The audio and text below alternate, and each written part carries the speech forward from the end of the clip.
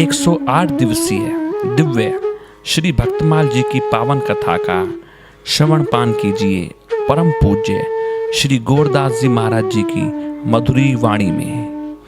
भगवत प्रेमियों, श्री नाभा गोस्वामी जी श्री भक्तमाल जी में कहते हैं, जो हरि प्राप्ति की आस है तो हरि जन गुण गाय, न तो सुकृत भुजे बीज जाऊं जन्म जन्म पछिताय। जिसको भगवान के चरण कमलों की प्राप्ति करनी है उसे भगवान के प्राण प्यारे भक्तों के चरित्रों को गाना होगा और भक्तों के मंगलमय चरित्रों को श्रवण करना होगा।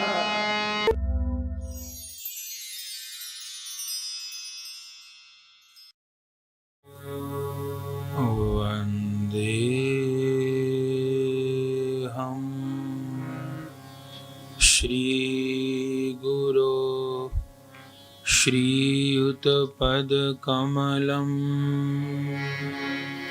श्री गुरुन् वैष्णवांश्च श्रीरूपं साग्रजातं सहगना रघुनाथान्वितं तं सजीवं साद्वैतं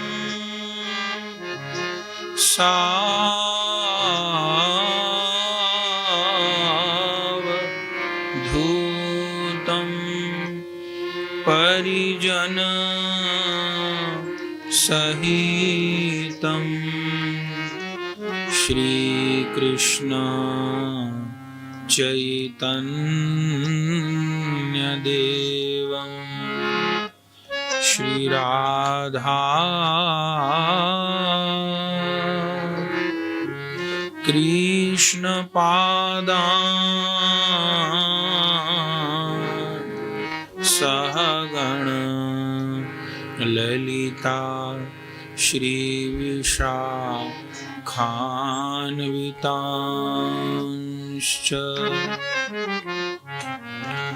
भक्त भक्ति भगवंत गुरु चतुर नाम वपुए, तिनके पद वंदन किए, नाशहि विघ्न अनेक। बार बार वंदन करूं श्री नाभा आभा ऐन, जिन काळ्यो गाभा वेद को श्री भक्तमाल रस दें। प्रियादास जी के पद कमल बंदों बारंबार,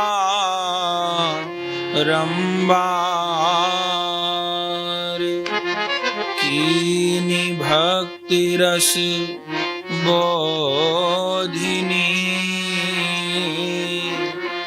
टीकाति सुख सार। भगवद भगतन चरित जे गाए, अधिक मिठास बार बार वंदन करूं धन श्री नारायण दास। जो हरि प्राप्ति की आस है, तो हरि जन गुण गाय। न तो सुकृत भुज बीज ज्यों, जन्म जन्म पछिताय। हरि जी आय विराजिए, सुनऊं कथा इतिहास, तुम श्रोता भक्त माल के, तुव पद रज हम दास। चार जुगन के भक्त जे, तिनके पद की धूर, सर्वस सिर धर राखी हो, मेरी जीवन मूर। अज्ञानतिमिरान्धस्य ज्ञानाञ्जन शलाकया, चक्षुरुन्मिलितं येन तस्मै श्रीगुरवे नमः। वाञ्छाकल्पतरुभ्यश्च कृपा सिन्धुभ्य एव च, पतितानां पावनेभ्यो श्री वैष्णवेभ्यो नमो नमः। श्री गुरु चरण कमलेभ्यो नमो नमः। संत चरण कमलेभ्यो नमो नमः। श्री गुरु प्रेमानंदे निताय गौर, श्री गुरु प्रेमानंदे निताय गौर, श्री गुरु प्रेमानंदे निताय गौर हरि। भजो निताय गौर राधे श्याम, जप हरे कृष्णा हरे राम।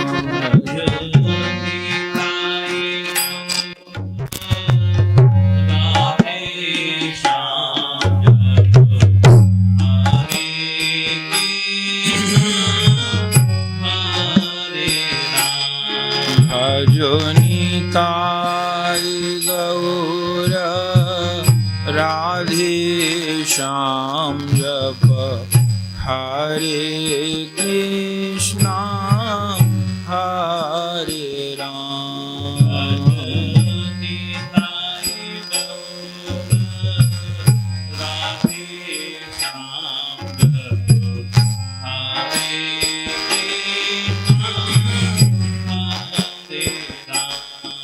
भजो निताय गौर राधे श्याम, जप हरे कृष्णा हरे राम।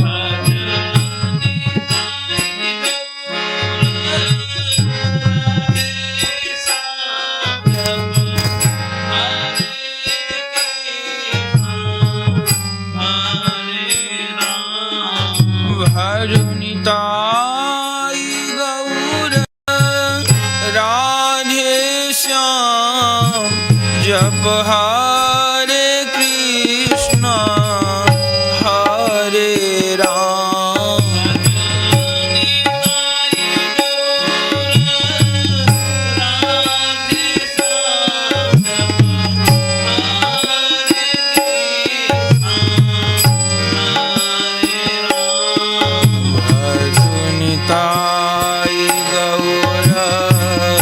राधे श्याम जप हरे कृष्णा हरे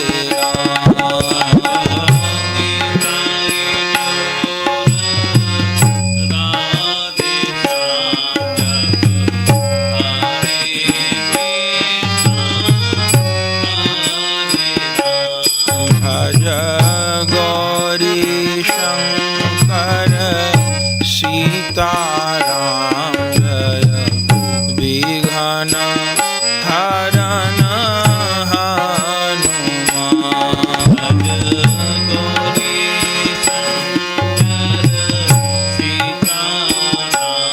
जय विघ्न हरन हनुमान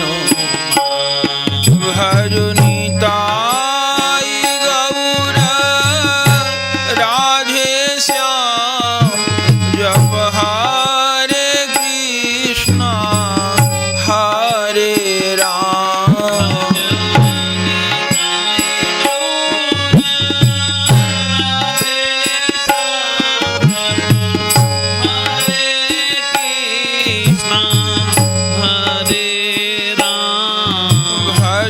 भजनिताई गौर राधे श्याम जप हरे कृष्णा हरे राम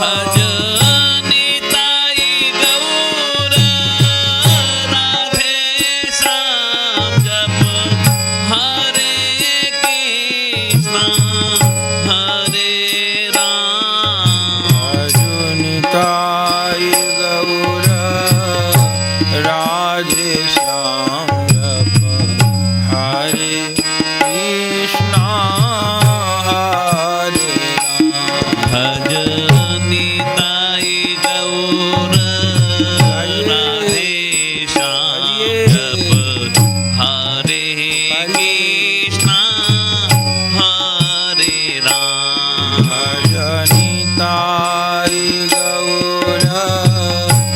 राधे श्याम जप हरे कृष्णा हरे राम भजनिताई गौर राधे श्याम जप हरे कृष्णा हरे राम कोई प्राण भरि के गावो नाम भजनिताई गौर राधे श्याम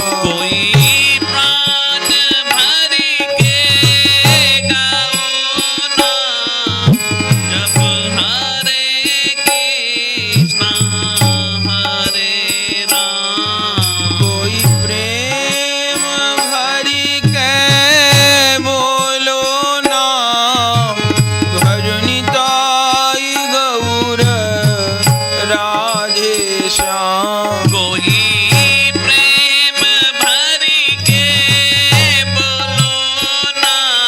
जप हरे कृष्णा हरे राम भजनिताई गौर राधे श्याम जप हरे कृष्णा हरे राम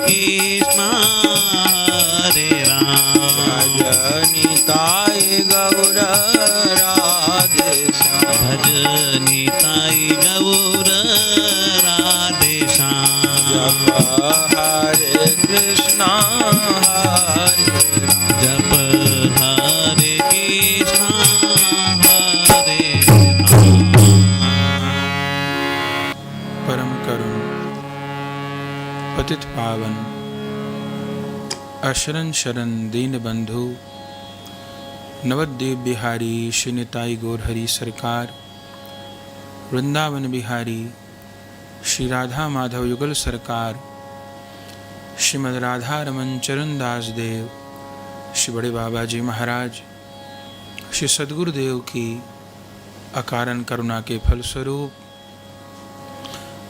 श्री धाम वृंदावन में श्री गौर कृपा धाम आश्रम में ठाकुर श्री निताई गौरांग देव श्री राधा गोविंद देव की चरण कमल सन्निधि में विराजमान होकर 108 दिवसीय श्री भक्तमाल जी की पावन कथा का आश्रय ग्रहण करने का सौभाग्य हमें आपको प्राप्त हो रहा है। जब से लॉकडाउन का काल प्रारंभ हुआ और ये दिशा निर्देश प्राप्त हुए कि अब स्थूल रूप से प्रकट रूप से सब भक्त लोग सम्मिलित होकर सत्संग नहीं कर पाएंगे महामारी के प्रकोप के कारण, उस दिन से ही 25 मार्च से इस लॉकडाउन की अवधि प्रारंभ हुई और उसी दिन से वासंतिक नवरात्र प्रारंभ थे। उसके पूर्व भी श्री गौर कथा 15 दिवसीय चल रही थी। उस कथा के विश्राम के दिनों में ही लॉकडाउन प्रारंभ हुआ। वह श्री गौर कथा भी अपने समय पर विश्राम हुई, पूरी कथा हुई और जिस क्षण से लॉकडाउन की अवधि प्रारंभ हुई, गुरु गोविंद की कृपा से एक भी दिन सत्संग सेवा के बिना नहीं बीता। लॉकडाउन लगने से पूर्व तो गौर कथा चल ही रही थी 12 मार्च से। फिर जिस दिन कथा विश्राम हुई। अगले दिन से लॉकडाउन प्रारंभ हुआ और उस दिन से ही नवरात्र भी थे। तो प्रथम तो 9 दिवसीय श्री रामचरितमानस जी का नवान पारायण हुआ। फिर उसके पश्चात हनुमान जयंती का उत्सव हुआ। श्री बड़े बाबा जी महाराज का आविर्भाव महोत्सव मनाया। फिर उसके बाद वो लॉकडाउन की अवधि बढ़ती चली गई तो सत्संग भी बढ़ता चला गया। फिर उसके पश्चात 21 दिवसीय श्रीमद् भगवत गीता जी का सत्संग हुआ। फिर वह पूरा हुआ। फिर उसके पश्चात 31 दिवसीय श्री राधा रस सुधानिधि जी का सत्संग हुआ, जिन राधा रस सुधानिधि जी के आश्रय में खूब दिव्य रूप में प्रिया प्रियतम की दिव्य दिव्य लीलाओं का आस्वादन हुआ। वैष्णव रसिक जनों के हृदय को खूब सुख प्राप्त हुआ। फिर वह सत्संग विश्राम हुआ तो 9 दिवसीय श्री राम कथा का आयोजन हुआ और उसके पश्चात आज से श्री भक्तमाल जी की पावन कथा प्रारंभ हो रही है। जैसे मछली जल के बिना नहीं रह सकती,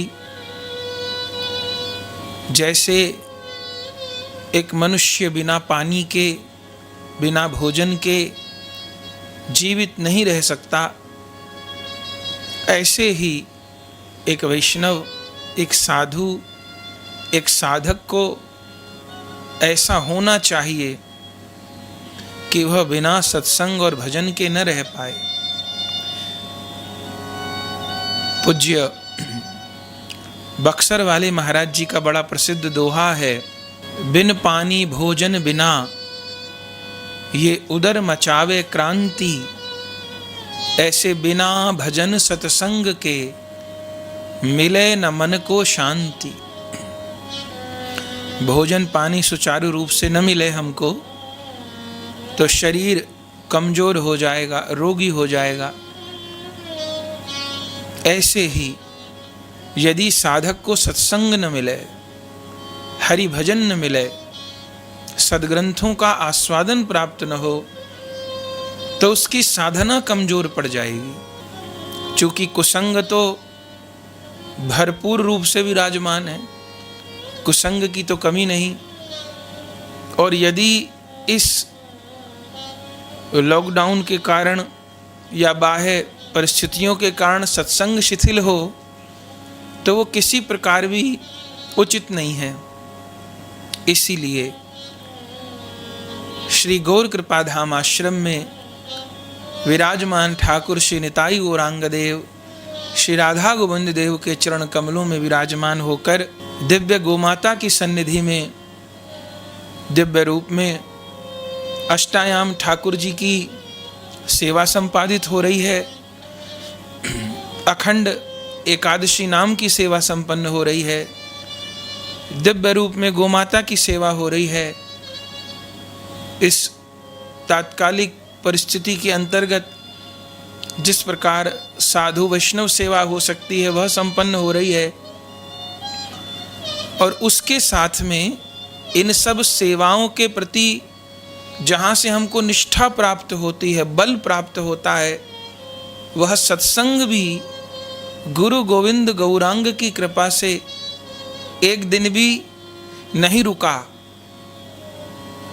जो तिथियां आती रही, निरंतर उत्सव होते रहे, होते रहेंगे और दिव्य रूप में दिव्य दिव्य ग्रंथों का आश्रय भी हमको प्राप्त होता रहा।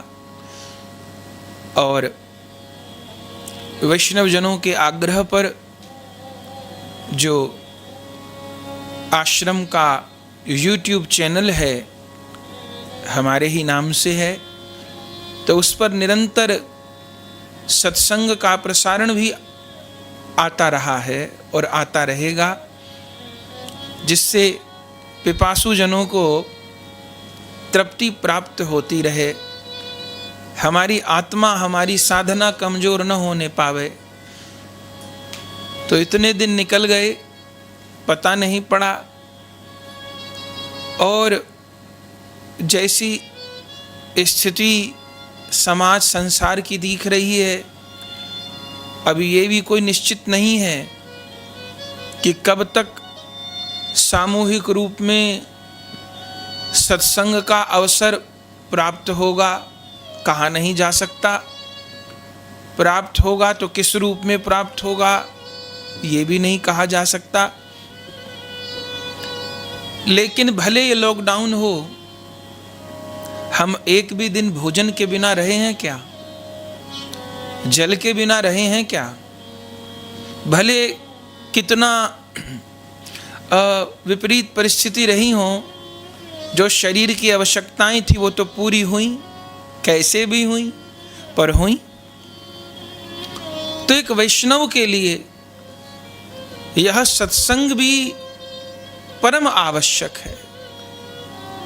एक संसारी के लिए जिस प्रकार संसार के समान आवश्यक हैं, सुविधा आवश्यक हैं, एक वैष्णव के लिए उससे कहीं अधिक आवश्यक सत्संग है। शरीर को कोई रोग लगेगा तो शायद वो ठीक भी हो जाए, और अधिक से अधिक ये होगा कि शरीर की हानि हो जाएगी। पर यदि मन को प्रबल रोगों ने पकड़ लिया तो प्रथम तो मन का उपचार होना बड़ा कठिन होता है, और दूसरा यदि तन को रोग लगे तो एक शरीर नष्ट होगा, एक जन्म नष्ट होगा, और यदि मन को रोग पकड़ लेता है तो एक जन्म नहीं अनंत जन्म नष्ट हो जाते हैं। तो बाहर की व्याधि से तो सब लोग लड़ ही रहे हैं, सावधानी रख रहे हैं, रखनी ही है। अपने शरीर को, परिवार को स्वस्थ रखना है, सावधान रहना है। पर कहीं इस काल में हमारा सारा समय किसी व्याधि के, महामारी के चिंतन में न बीत जाए। सावधान रहना है महामारी से, पर हमारा चिंतनीय विषय कोई महामारी नहीं हो सकता। हमारा चिंतनीय विषय कोई रोग नहीं हो सकता। हमारा चिंतनीय विषय तो श्यामा श्याम के चरण कमल हैं, निताई गौरांग के श्री चरण कमल हैं। हमारा चिंतन तो श्री गुरुदेव के चरण कमलों से जुड़ा है। जिस चिंतन में, जिस रस में हमारे गुरुदेव आचार्यगण डूबे हैं, उसी चिंतन में, उसी रस में अपने चित्त को डुबाना है। वही इस जीवन का परम चरम लक्ष्य है। इसी आशा से निरंतर, जबकि इस काल में साधनों का अभाव है, पर फिर भी अगर मन के भीतर जिज्ञासा हो, लालसा हो, तो कम साधनों में भी बहुत अच्छा समाधान प्राप्त हो सकता है। तो उसी परिवेश में 21 दिवसीय श्रीमद् भगवत गीता जी के धारावाहिक प्रवचन श्रृंखला के पश्चात 31 दिवसीय श्री राधा रस सुधा निधि जी का आस्वादन करने के पश्चात, श्री राम कथा श्रवण करने के पश्चात, अब श्री भक्तमाल जी की यह दिव्य भक्त चरित्र श्रृंखला प्रारंभ हो रही है। जिस भक्त चरित्र श्रृंखला में भी मुख्य रूप से कलयुग के भक्तों को स्मरण करने का मन है। जो पौराणिक भक्त हैं, सतयुग के, त्रेता के, द्वापर के, उनके चरित्रों को तो हम श्रीमद् भागवत जी, श्री राम कथा, अन्य पुराणों की कथा के माध्यम से श्रवण करते ही हैं, करनी चाहिए। लेकिन जो विलक्षणता, जो भगवान की अत्यंत करुणा, कलयुग के भक्त महापुरुषों के भीतर दिखती है, वह जाने क्यों अन्यत्र दर्शन नहीं होती। शायद इसीलिए श्री भक्तमाल जी के प्राकट्यकर्ता श्री नारायण दास जी, स्वनाम धन्य श्री नाभा गोस्वामी जी ने कलयुग के भक्तों के लिए विशेष रूप से कहा था कि और जुगनते कमल नयन कलयुग बहुत कृपा करी। अन्य युगों की अपेक्षा कमल नयन श्याम सुंदर ने इस कलयुग पर बहुत कृपा करी, बहुत कृपा करी कलयुग पर। क्यों? क्योंकि बंधुओं, कलयुग में व्यक्ति की आयु थोड़ी है। सतयुग त्रेता में लोग लाखों लाखों बरस जीते थे, और कलयुग में क्या औसत आयु है आप सब जानते हैं। कोई 70-75 बरस जी ले तो कहते हैं अरे बहुत बड़ी आयु हो गई। कलयुग में व्यक्ति की आयु थोड़ी है, कलयुग में व्यक्ति की सामर्थ्य थोड़ी है, समझ थोड़ी है, धारण करने की क्षमता बहुत कम है। तो कलयुग में सब चीज कम है, लेकिन कलयुग में सब चीज कम होते हुए भी अगर कोई वस्तु ज्यादा है तो वह है भगवान की कृपा। कलयुग में साधन थोड़े, सामर्थ्य थोड़ी, समय थोड़ा, हर चीज कम है, लेकिन इतने पर भी यहां सीमित साधनों में, कम साधना में भी भक्तों ने भगवान की कृपा प्रचुर मात्रा में पाई। इसीलिए नाभा गोस्वामी जी ने कहा और जुगनते कमल नयन कलयुग बहुत कृपा करी। थोड़ी नहीं, बहुत कृपा करी। आयु थोड़ी थी, साधन थोड़ा था, समय थोड़ा था, पर ठाकुर जी ने कृपा अत्यधिक की। आप मिलान करेंगे तो सतयुग के भक्त हैं मार्कंडेय जी महाराज, लाखों बरस तप किए। श्री वशिष्ठ जी महाराज लाखों लाखों बरस तप किए। करदम जी महाराज हजारों लाखों बरस तप किए। श्री मनु जी महाराज 28,000 बरस तक नैमिषारण्य में अपनी पत्नी शतरूपा जी के साथ अति कठिन तप किए, तब कहीं जाके भगवान की वाणी और दर्शन प्राप्त हुआ। तो अन्य युगों में बड़े बड़े साधन और कृपा उतनी नहीं जितनी कलयुग में प्राप्त हुई।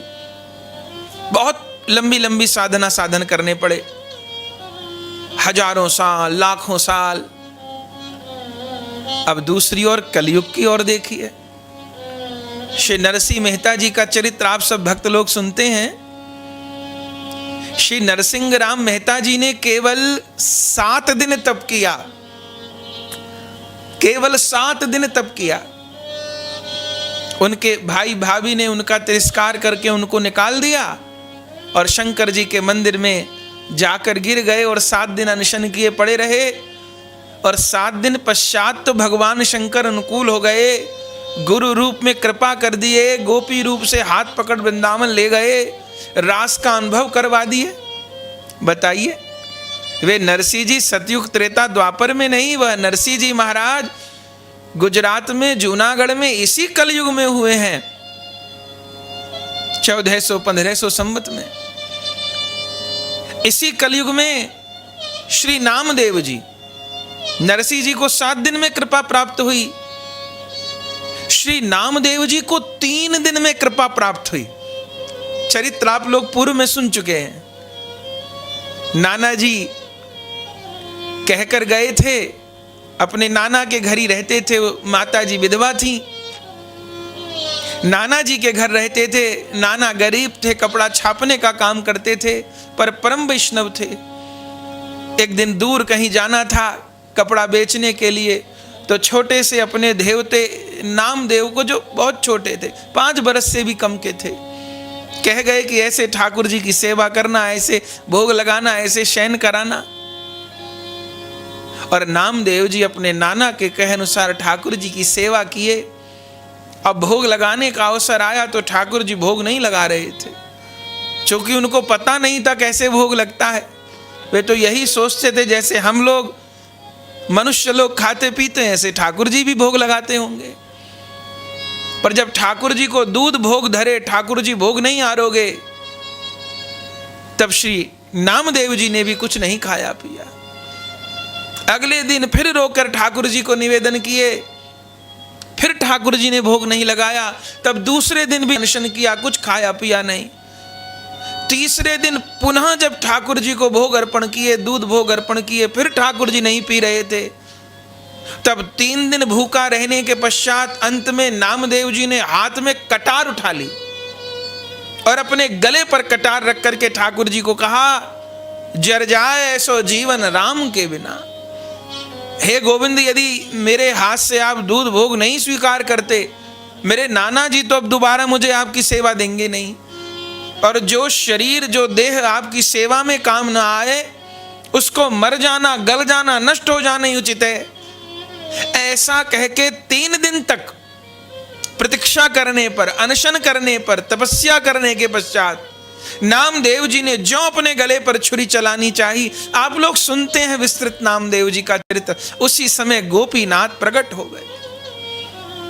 एक हाथ से नामदेव जी का हाथ पकड़ लिया जिसमें वो कटार लिए थे, और दूसरे हाथ से दूध का पात्र उठाकर गड़गड़ गड़गड़ गड़गड़ दूध पीने लगे। बलिहार बलिहार बलिहार बलिहार। कितने दिन में कृपा प्राप्त हुई? 3 दिन में। नरसिंह जी को 7 दिन में, इसी कलयुग में। नामदेव जी को 3 दिन में, इसी कलयुग में। अरे श्री कर्मा बाई जी को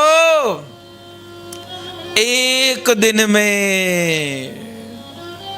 उनका चरित्र कलिकाल के भक्तों में हम लोग स्मरण करेंगे। उनको 1 दिन में ठाकुर जी के लिए खिचड़ी बनाई। ठाकुर जी नहीं आरोग रहे थे।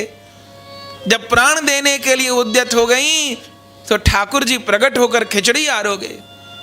बताइए, यह चमत्कार, यह दिव्य दिव्य कृपा से भरे हुए चरित्र इस कलयुग में घटित हुए हैं। सतयुग त्रेता द्वापर में ऐसा दर्शन नहीं होता। अरे हाथ से बेर तो शबरी जी के भी भगवान आरोगे थे, पर कितने बरस बीते थे। शबरी कहती थी, रामा रामा रटते रटते बीती रे उमरिया। उम्र बीत गई थी उनकी, वो बूढ़ी हो गई थी, पता नहीं कितने साल बीते थे उनको। लेकिन कलयुग में नहीं नहीं, इतना विलंब नहीं। किन्हीं नरसिंह जी को 7 दिन में, किन्हीं नामदेव जी को 3 दिन में, किन्हीं कर्मा को केवल 1 दिन में भगवत साक्षात्कार हुआ है। तो प्रिय वैष्णव जनों, बताओ, कलयुग को बुरा युग कहोगे कि कलयुग को कृपा भरा युग कहोगे? जो नाभा जी का अनुभव है, यदि इन चरित्रों को विचारेंगे तो ये हमारा भी अनुभव होगा कि और युगनते कमल नयन, कलयुग बहुत कृपा करी, बहुत कृपा करी ठाकुर जी ने इस कलयुग में। और चूंकि हम आप भी कलयुगी जीव हैं, इस कलयुग में जन्म लिए हैं, तो भक्त तो सब परमादरणीय हैं, पर सतयुग के भक्त, त्रेता के भक्त, द्वापर के भक्त कुछ दूर पड़ते हैं हमको। लेकिन कलयुग के भक्त अपेक्षाकृत अधिक निकट पड़ते हैं। इसलिए कलयुग के भक्तों की चर्चा विशेष आस्वादनीय है, हम लोग निरंतर करते हैं। 9 दिवसीय श्री मीराबाई जी का चरित्र आपने सुना है। 7 दिवसीय गोस्वामी तुलसीदास जी का चरित्र, 8 दिवसीय श्री नरसिंह मेहता जी का चरित्र, 5 दिवसीय श्री नामदेव जी का चरित्र, श्री कबीर दास जी का चरित्र, श्री रैदास जी का चरित्र। कितने कितने दिव्य चरित्रों को हम, अरे इस कली काल में ही तो स्वयं श्री राधा कृष्ण मिलकर गौरांग देव होकर के अवतरित होते हैं। महीनों महीनों श्री कृष्ण चैतन्य महाप्रभु जी का चरित्र आप सबने श्रवण किया है।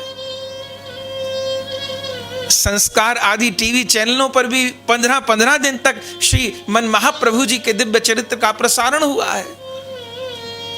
वह भगवान से भक्त जब बने श्री कृष्ण गौरांग महाप्रभु जी के रूप में, तो भी इस कलयुग में प्रकट होकर लीला की। तो इस कलयुग का सौभाग्य कम नहीं। इस कलयुग में हमको आपको जन्म मिला है, ये दुर्भाग्य नहीं, ये हमारा सौभाग्य है। संसार में कहा जाता है कि दूध देने वाली गाय की मार भी सहनी पड़ती है। दूध देने वाली गाय जो भरपूर दूध देती हो और थोड़ी बहुत लात भी मारे तो सहनी पड़ेगी। तो ऐसे ही समझ लें, एक कलयुग अगर कहीं हमको त्रसित करता है, गिराने का प्रयास करता है, तो भैया यह कलयुग तो अद्भुत दूध देने वाली गाय के समान है। जिस कलयुग में अतिशय भगवत कृपा, अतिशय गुरु कृपा, अतिशय नाम कृपा, अतिशय धाम कृपा प्राप्त होती है, हो रही है, होती रहेगी। पर उस कृपा को प्राप्त कैसे किया जाएगा? कलयुग का दास बन के नहीं, गोविंद का दास बन के, गौर का दास बन के, गुरुदेव का दास बन के, कलयुग का दास नहीं। इसलिए हमारे श्री कृष्ण चैतन्य महाप्रभु जी को कलि पावन अवतार कहा जाता है, क्योंकि उन्होंने इस कलयुग को पावन किया है। तो कली का दास बन के तो बात नहीं बनेगी, तब तो फिर कलयुग के दुष्प्रभाव से ग्रसित हो जाएंगे। पर इस कलयुग के राजा तो श्री गौर हरि हैं, जिन्होंने इस भयानक कलयुग में भी हरि बोल करके नाम की ध्वजा को सबसे ऊंचे पे फहराया है। इस कलयुग के सिर पर पांव रख करके हमारे श्रीमन महाप्रभु जी ने, हमारे आचार्य गणों ने, हमारे सब महापुरुषों ने, गोस्वामी तुलसीदास जी ने, मीराबाई जी ने, नामदेव जी ने, नरसिंह जी, हमारे सारे प्राण प्यारे महापुरुषों ने भक्ति की ध्वजा को, कृष्ण नाम, राम नाम, हरि नाम की ध्वजा को, राधा नाम की ध्वजा को सर्वोपरि लहराया है। तो कलयुग के दास बन के रहेंगे तब भगवत कृपा, भक्त कृपा का अनुभव नहीं होगा।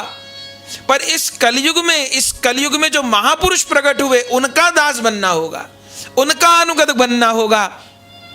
तो बंधुओं, जो दिव्य कृपा पूर्व आचार्य महापुरुषों को प्राप्त हुई, उस कृपा का कण हमको भी इस कलिकाल में प्राप्त होगा। हम भी धन्य धन्य होंगे, हम वंचित नहीं होंगे, हम भी धन्य धन्य होंगे।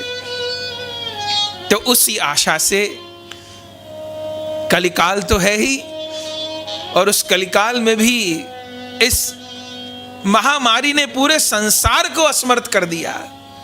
विचार कीजिए, जो देश धन में कोई समता नहीं कर पाता था, जिनके पास धन के अंबार थे, सेनाओं के अंबार थे, बड़ी बड़ी मिसाइल, गोला बारूद, पता नहीं क्या था, जो कहते थे पूरी दुनिया मुट्ठी में।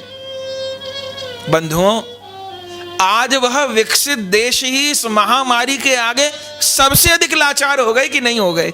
आप बताइए। जो सबसे अधिक विकसित थे, जो कहते थे सारी दुनिया, अरे हम चांद को जीत लेंगे और सूरज को जीत लेंगे और इसको जीत लेंगे, उसको जीत लेंगे। आप उस भगवान की लीला को तो देखिए। जो लोग सारी दुनिया को मुट्ठी में करने की बात कहते थे, उन विकसित देशों से, उन ताकतों से एक ना दिखाई देने वाला कोरोना नामक वायरस वश में नहीं हुआ, जो दिखाई भी नहीं देता, जिसको देखने के लिए भी माइक्रोस्कोप चाहिए, साधारण आंखों से जो दिख नहीं सकता, वह वायरस सारी सत्ताओं, सारी सामर्थ्य मिलकर जिसको वश में नहीं कर पा रही, उस न दिखाई देने वाले किसी कीट ने, किसी परमाणु जैसे किसी वायरस ने पूरी दुनिया को मुट्ठी में कर लिया। बंधुओं, एक वायरस सारी दुनिया से नहीं संभल रहा। हम किस अहंकार में जीते हैं? उस परम सत्ता की क्या सामर्थ्य होगी? उन भगवान की क्या सामर्थ्य होगी? एक वायरस ने पूरी सृष्टि को बेहाल कर दिया। ऐसा लगता सबको कि जैसे प्रलय आ गई हो, सारे साधन निष्फल, सारी दवा निष्फल, हर व्यक्ति लाचार, अपनी आंखों के सामने अपने लोगों को मृत्यु के मुख में जाते हुए देख रहे हैं और कोई साधन नहीं बचा। बताइए, अब जितने साधन इकट्ठे किए थे, जिन देशों के पास बड़े बड़े हजारों बम, हजारों मिसाइल, अब उनसे कहो किसी भी देश को उड़ाने की बात करते थे, इस वायरस को मार दो ना मिसाइलों से, गोला बारूद से, इस महामारी को मार दो ना। सब असमर्थ हो रहे हैं भैया, सब असमर्थ हो रहे हैं। आप देखिएगा श्री गोपाल सहस्त्रनाम में श्री कृष्ण का एक नाम है महामारी विनाशनः।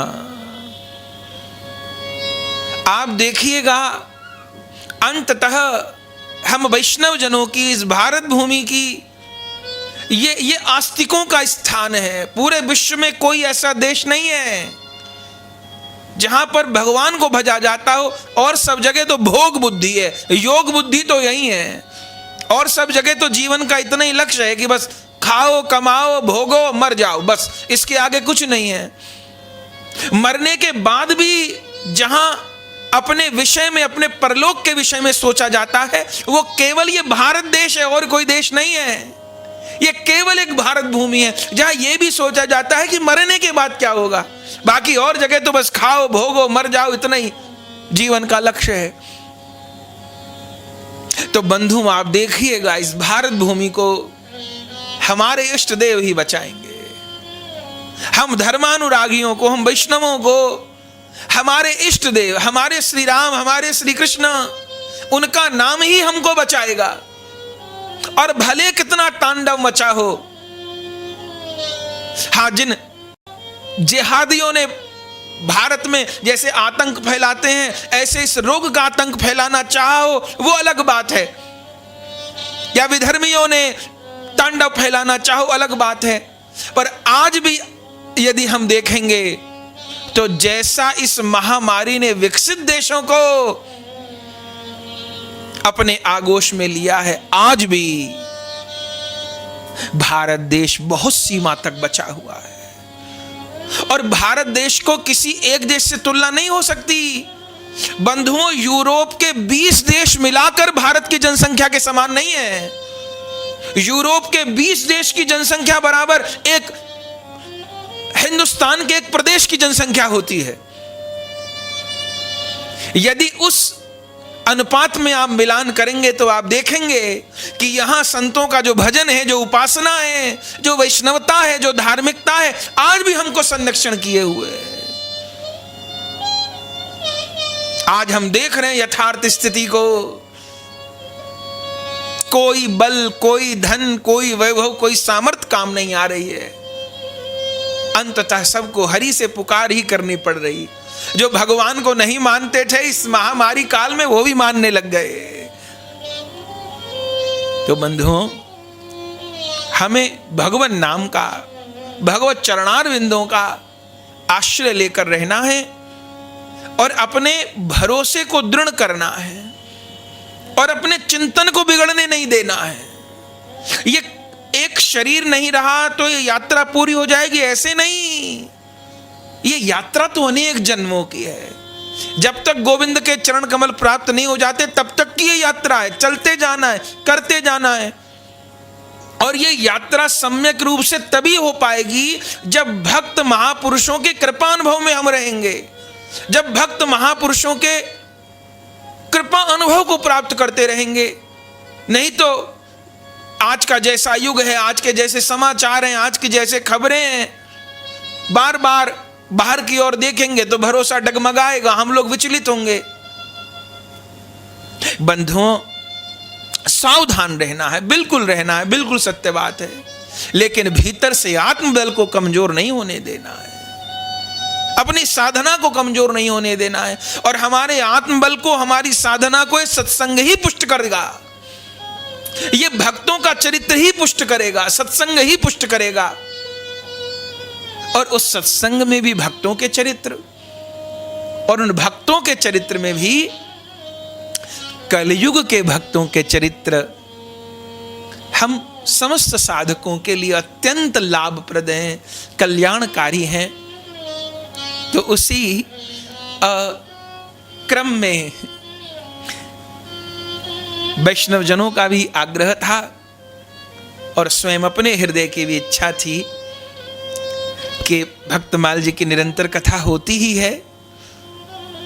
लेकिन इस 101 दिवसीय भक्तमाल कथा सत्संग प्रवाह में मुख्य रूप से भक्तमाल जी के उत्तरार्ध को, भक्तमाल जी के पूर्वार्ध में तो सतयुग त्रेता द्वापर के भक्तों के चरित्र हैं, उनको भी हम श्रवण करते हैं।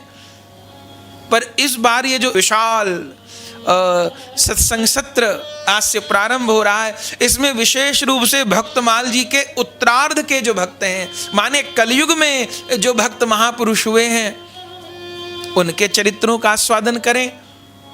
और उन भक्तों में भी जिन भक्तों के चरित्र नहीं हो पाए, जैसे श्री मीराबाई जी के चरित्र को अनेक बार खूब प्रेम पूर्वक श्रवण किया, कबीर दास जी के, श्री तुलसीदास जी के, श्री नरसिंह जी के, नामदेव जी के, अनेक महापुरुषों के चरित्रों को श्रवण किया। भक्तमाल जी कथा तो निरंतर चलती रहती। तो जिन भक्तों का चरित्र हो चुका है, उनसे अतिरिक्त जो चरित्र बचे हैं, उन चरित्रों को चुन चुन करके इस 101 दिवसीय भक्तमाल कथा सत्संग में किया जाए। कोई चरित्र 1 दिवसीय भी होगा, कोई 2 दिवसीय भी होगा, कोई 5 दिवसीय भी होगा।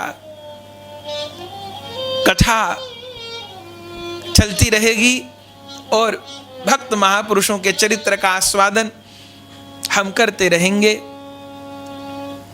तो उसी श्री भक्तमाल जी की कथा में, भक्त आश्रय में हम आप सब विराजमान हैं। आज सत्संग का प्रथम दिवस है।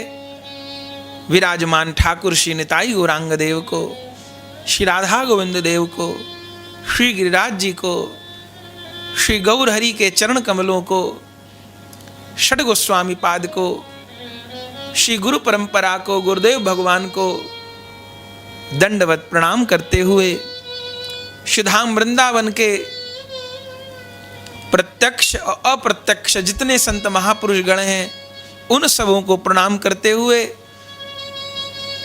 आप सब श्रोता भाई बहनों को दंडवत प्रणाम करते हुए, श्री भक्तमाल जी के आश्रय में, श्री नाभा गोस्वामी जी की वाणी के आश्रय में, टीकाकार श्री प्रियादास जी महाराज की टीका के आश्रय में, और इस वर्तमान शताब्दी के नवीन भक्तमाल कार कहा जाए तो अनुचित नहीं होगा, भक्तमाली श्रीमन नारायण दास भक्तमाली जी बक्सर वाले महाराज जी की दिव्यवाणी के आश्रय में भक्त चरित्रों का गायन, भक्त चरित्रों का श्रवण लाभ हम सबको प्राप्त हो, यही भावना है। तो ये सब तो प्रस्तावना की बात हुई। आज उस भक्त श्रृंखला का प्रारंभ करते हुए, समस्त भक्त महापुरुषों को हृदय से प्रणाम करते हुए, 4 जुगन के भक्त जे तिनके पद की धूर, सर्वस सिर धर राखी हों मेरी जीवन मूर। 4 युगों में जितने भक्त हुए और होंगे, उन सबको दंडवत प्रणाम करते हुए, आज प्रथम दिन जगत गुरु श्री रामानंदाचार्य जी के शिष्य कबीर दास जी, रैदास जी सरीखे महापुरुषों के गुरु भाई श्री सेन नाई आज प्रथम दिन उनके चरित्र का आस्वादन करेंगे। श्री नाभा गोस्वामी जी ने 56 संख्या 63 में श्री सेन जी को, जिनका नाई परिवार में जन्म हुआ, सोचिए, न तो हमारे भगवान ने कृपा करने में कोई जाति बिरादरी का भेद देखा, और न हमारे आचार्य और गुरुजनों ने। ये खाइयां तो बहुत बाद में पैदा हुई। ऐसे सेन नाई जी का चरित्र भी श्री नाभा गोस्वामी जी ने गाया है। आज इन्हीं प्रेमी महापुरुष के चरित्र को प्रथम दिन हम लोग श्रवण करते हैं। प्रथम श्री नाभा गोस्वामी जी ने श्री सेन नाई जी के लिए जो 56 लिखा है उसका गायन करेंगे, और फिर दिव्य रूप में श्री सेन नाई जी के चरित्र को श्रवण करेंगे। श्री नाभा गोस्वामी जी भक्तराज श्री सेन जी के लिए कह रहे हैं, विदित बात जग जानिए हरि भय सहायक सैन के।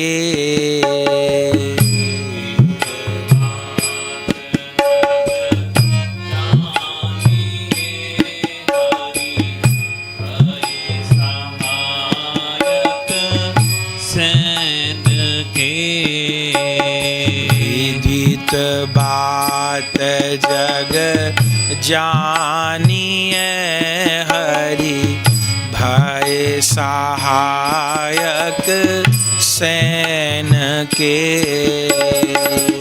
विदित बात जग जानिए हरि भय सहायक सैन के। प्रभु दास के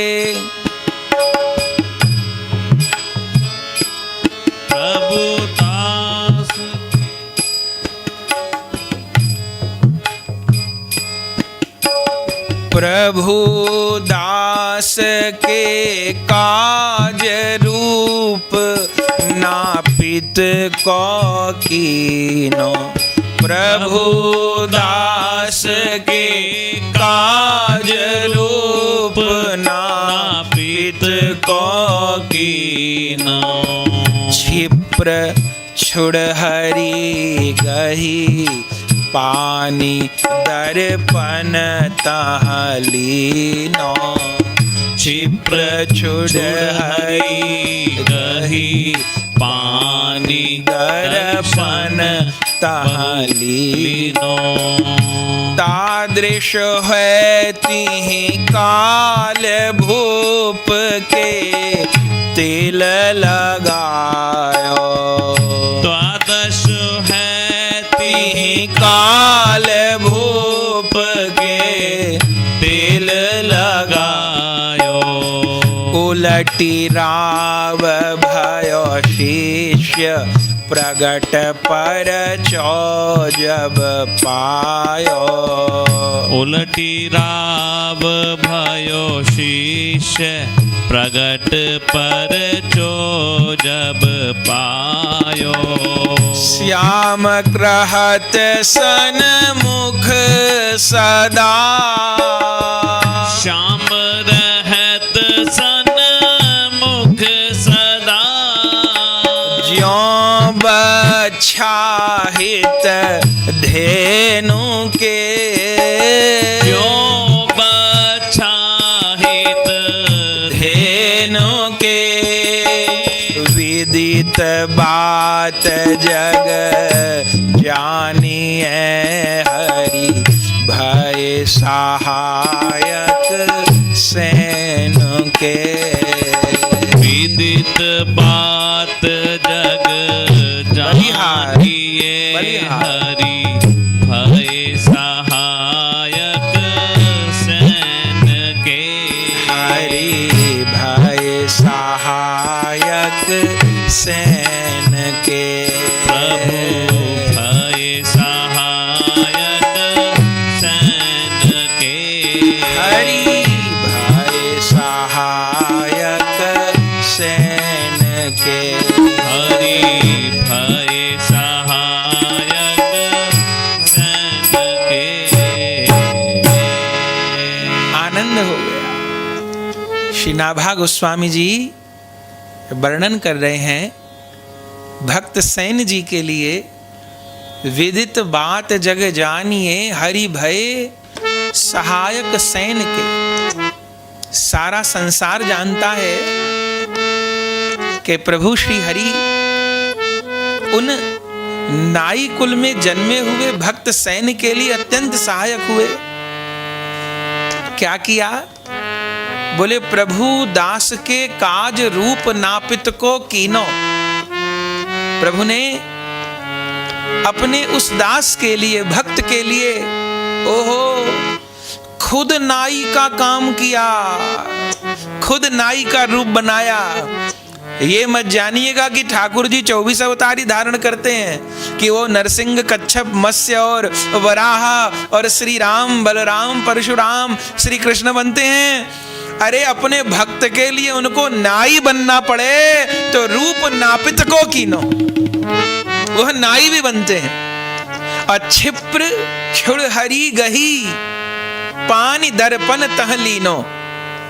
छुड़हरी कहते हैं उस पेटी को जिसमें नाई लोग अपना हजामत का सामान रखते हैं, कैंची, कंघी और जो कुछ उनका सामान होता है।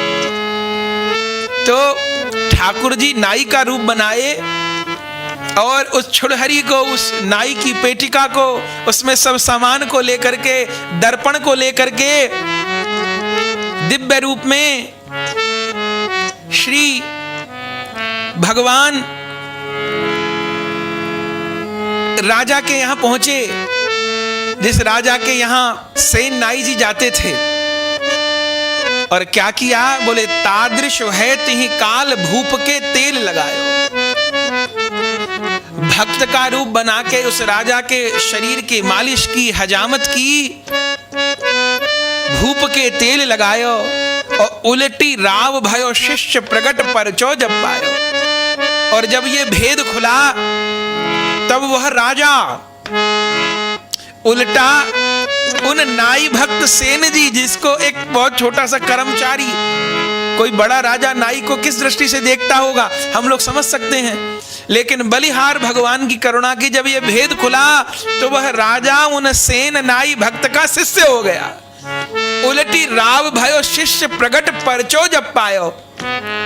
और आहा, नाभाजी निर्णय देते हैं आखिर में कि श्याम रहत सन्मुख सदा ज्यों बच्छाहित धेनु के। श्री कृष्ण इस प्रकार अपने भक्तों के निकट रहते, सन्मुख रहते हैं, जैसे अपने बछड़े के हित के लिए गोमाता, बछड़े का जन्म होए ना, छोटा सा बछड़ा होए तो गैया जहां ब्याती है, बछड़ा देती है, उसको लाना कठिन होता है।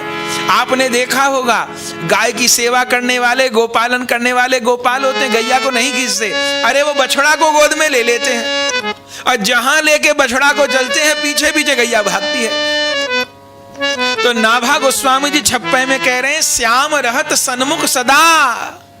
कैसे, बोले ज्यों बच्छाहित धेनु के, जैसे बछड़ा के हित के लिए सदा गैया उसके निकट रहती है, ऐसे अपने भक्त की सहायता के लिए, भक्त पर कृपा करने के लिए गोविंद उसके सन्मुख रहते हैं। श्याम रहत सन्मुख सदा ज्यों बच्छाहित धेनु के, विदित बात जग जानिए हरि भय सहायक सेन के। ऐसे गोविंद उन भक्त सेन के लिए सहायक भय। आहा, तो ये सेन नाई कौन थे? मूल बात तो नाभाजी ने 56 में स्मरण कर ली, पर इतने संक्षेप में हमारा हृदय थोड़ा भरेगा। तो श्री प्रियादास जी महाराज ने, प्रियादास जी के विषय में हम लोग सुनते हैं, श्री गोपाल भट्ट जी की परंपरा के संत, श्री कृष्ण चैतन्य महाप्रभु जी की कृपा प्राप्त भई श्री गोपाल भट्ट गोस्वामी जी को, जिन्होंने श्री राधा रमण लाल को प्रकट किया। उन श्री गोपाल भट्ट जी के शिष्य हुए श्री निवासाचार्य प्रभु जी। उन निवासाचार्य प्रभु जी के शिष्य थे श्री मनोहर दास जी, और उन मनोहर दास जी के शिष्य थे श्री प्रियादास जी महाराज। तो नाभाजी ने तो प्रायः सब भक्तों के लिए 6-6 पंक्ति का 56 पद लिखा है, कहीं कहीं एक 56 में अनेक भक्तों के नाम भी लिए हैं। कलयुग के भक्तों के लिए तो प्राय एक 56 लिखा है, लेकिन वह एक 56 भले गागर में सागर भरता हो पर हृदय को संतोष नहीं होता। तब उस 56 के आधार पर हमारे श्री गोपाल भट्ट जी की परंपरा के संत श्री प्रियादास जी महाराज ने भक्ति रस बोधिनी दिव्य टीका की है। उस दिव्य टीका से भक्त के चरित्र का और विस्तार होता है, और फिर सारे भक्त समाज के प्राण प्यारे श्रीमन नारायण दास भक्त माली जी महाराज ने और अपनी दिव्य वाणियों के द्वारा भक्तों के चरित्रों का विस्तार किया।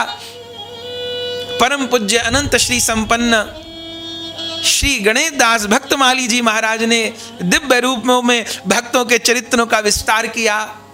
इन आचार्य संतों के चरणों के अनुगत्य में ही हमको भक्तों के चरित्र का आस्वादन करना है। तो छप्पे को तो श्रवण कर चुके हैं। श्री सेन नाई जी के पूर्व परिचय को और हम लोग श्रवण कर लें और फिर चरित्र का आस्वादन करेंगे।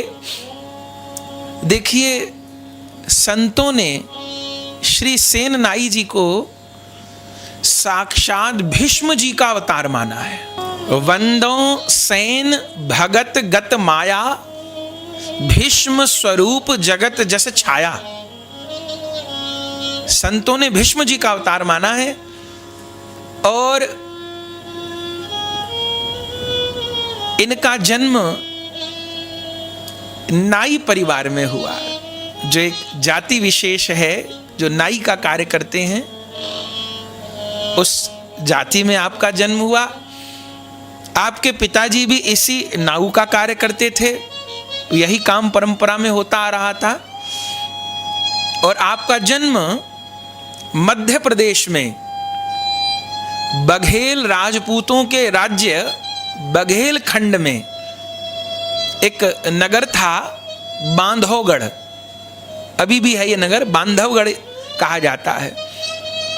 तो मध्य प्रदेश के बघेल खंड में बांधवगढ़ नामक नगर में एक भक्त नाई परिवार में ही इनका जन्म हुआ। हर जाति में भगवान के भक्त प्रकट हुए हैं।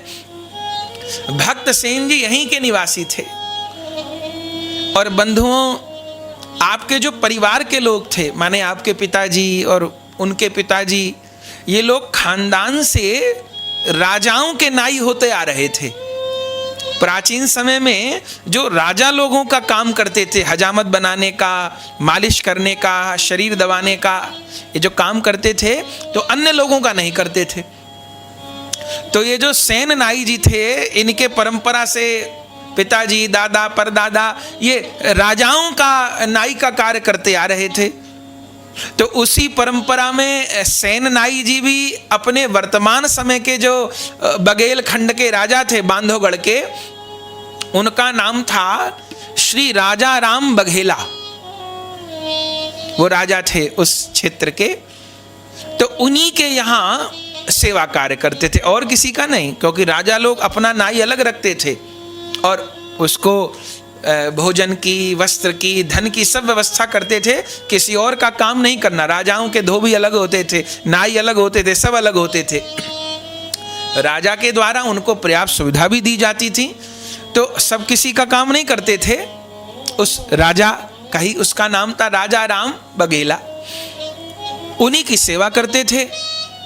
और बंधुओं, श्रीमद् भगवद गीता को आप श्रवण कर चुके हैं। भगवान ने जहां विभूति योग का वर्णन किया है, धातुओं में मैं स्वर्ण हूं, वृक्षों में मैं अश्वत्थ हूं, इंद्रियों में मैं मन हूं, उस समय भगवान ने कहा है कि मनुष्यों में मैं राजा हूं। माने जो राजा है, जो शासक है, वह भी भगवान का प्रतिनिधि है।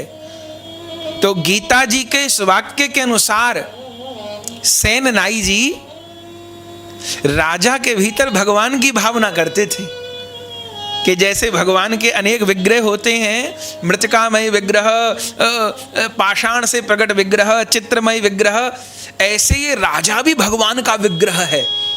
और उस राजा का नाम भी बड़ा प्यारा था, राजा राम बघेला। तो नौकरी करते थे राजा के यहाँ, तो नौकरी तो करनी थी, लेकिन बलिहार। सेन नाई जी की भावना क्या थी कि भगवान ने गीता में कहा है कि मनुष्यों में मैं राजा हूं, तो राजा भगवान की विभूति है, तो राजा के रूप में मुझे भगवान की सेवा प्राप्त हो रही है, इस नियत से सेवा करते थे। भावना की तो खेल है। मैं और मेरा ये बंधन, और तू और तेरा ये मोक्ष। घटना बढ़ना कुछ नहीं। रसोई बना के पानी है, अपने से रसोई बनाए और खा लिए, तब तो चोर माने जाएंगे। और वही रसोई बनाए पर अपने पाने से पूर्व तुलसी छोड़ भगवान को निवेदन कर दिए, तब वह भोजन बनाना और प्रसाद पाना भक्ति कहलाएगा। बिना भोग लगाए बनाए खा लिए तो कुछ नहीं, अब बना करके भगवान को अर्पण करके पाए तब वो भक्ति हो जाएगी। भावना के तो खेल है, क्रिया में भेद नहीं हुआ, भावना में भेद होने से परिणाम में भेद हो गया। तो नाई का तो काम करना था, राजा के यहाँ के नाई थे, पर राजा की सेवा भी इस भावना से करते थे कि ये भगवान का स्वरूप है, और कुछ विशेष जानते नहीं थे, बस राम राम रटते थे।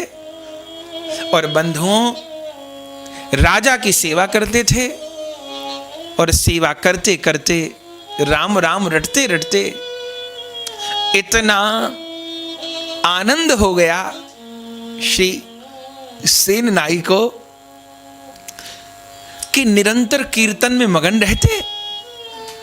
जो धन मिलता राजा के यहां से खूब संत सेवा करते, साधु सेवा करते, ब्राह्मण वैष्णव सेवा करते, रसोई बनाते, भोग लगाते, संतों को पवाते, कीर्तन करते और राजा के यहाँ नौकरी भी करते, भजन करते थे। हृदय पवित्र हो गया उनका केवल इस भावना से कि राजा भगवान का स्वरूप है। और नाम जपते जपते उस राम राम रटने का फल क्या हुआ सेन नाई जी के लिए? बलिहार। उन सेन नाई जी को भगवान की एक दिन प्रेरणा प्राप्त हुई। जब कोई इस भजन मार्ग में लगता है तो बंधुओं भगवदीय प्रेरणा प्राप्त होती है। भगवदीय प्रेरणा प्राप्त हुई। क्या प्रेरणा प्राप्त हुई?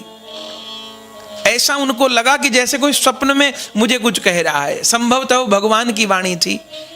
क्या प्रेरणा प्राप्त हुई? अरे सेन,